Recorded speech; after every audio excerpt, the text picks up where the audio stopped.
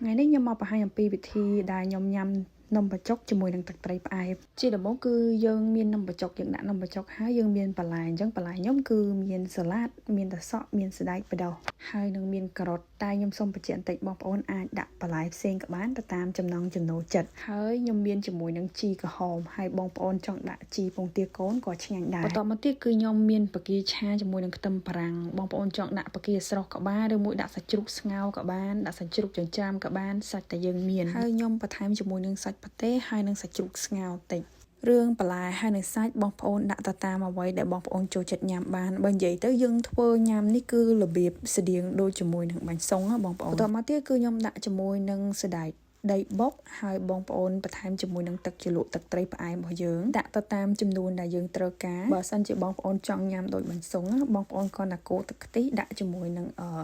ខ្ទឹមដើមខ្ទឹមយើងហ្នឹងសើចទៅលើទៀតទៅគឺវាដូចបាញ់សុងបេះបិទតែម្ដងតែអានេះគឺនំបញ្ចុកទឹកត្រីផ្អែមយើងអត់បានដាក់អញ្ចឹងទេហើយ